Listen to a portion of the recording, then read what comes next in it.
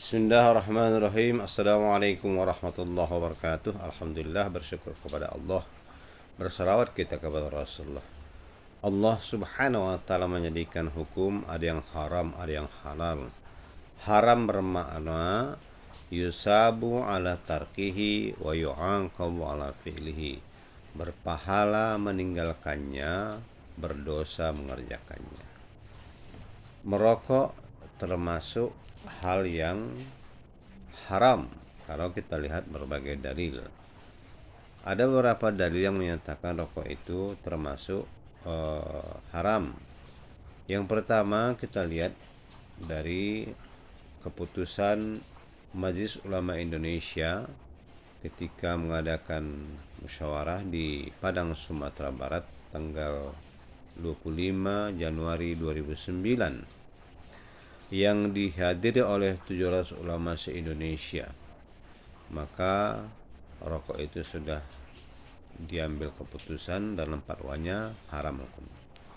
Yang kedua, Muhammadiyah sebagai organisasi Islam terbesar di Indonesia juga mengharamkan pertama tahun 2005, kemudian 2007, kemudian Majelis Tarjih nomor 6 tahun 2010 juga telah memutuskan haram merokok.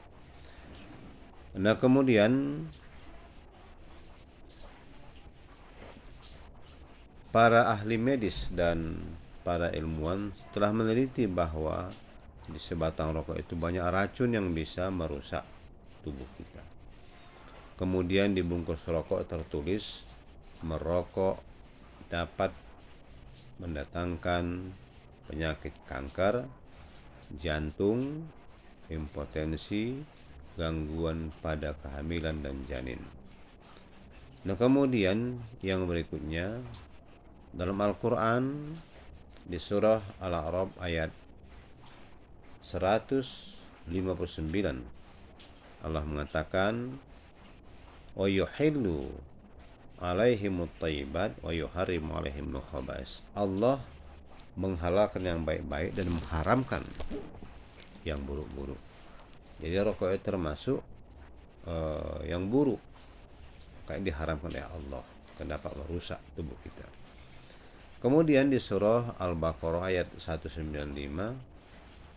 Allah mengatakan, dan janganlah kamu campakkan diri kamu ila tahlukah, ya, ke dalam kebinasaan. Wala tulqu aidikum ila tahlukah. Jangan kamu campakkan, kamu hancurkan diri kamu dengan tangan kamu sendiri kepada kecelakaan. Kemudian di surah An-Nisa ayat 29 kata Allah, wala taqtulu anfusakum, jangan kamu bunuh diri kamu. Jadi merokok itu termasuk orang yang bunuh diri. Kemudian di surah Al-Isra ayat 26 dan 27 kata Allah, wala tubadzir tabdzira, jangan kamu mubazir, innal mubadzirina kanu ikhwana syaitan, mubazir qurra syaitan.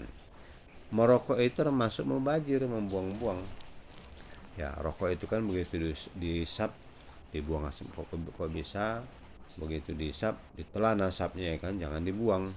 Nah, supaya itu mubazir, ya.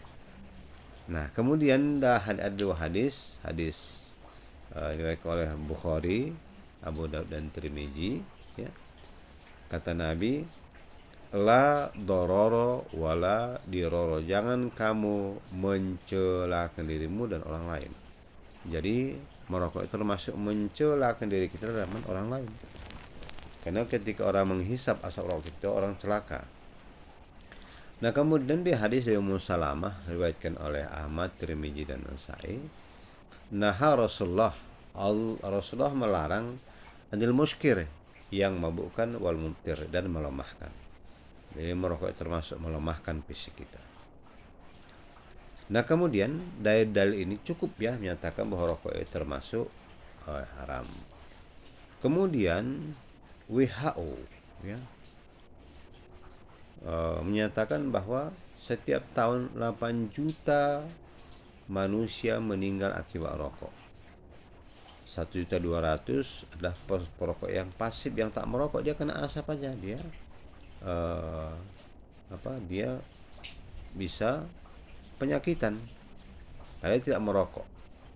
Nah, jadi dalil ini, alasan ini cukup kita jadikan hujah bahwa merokok itu termasuk yang diharamkan.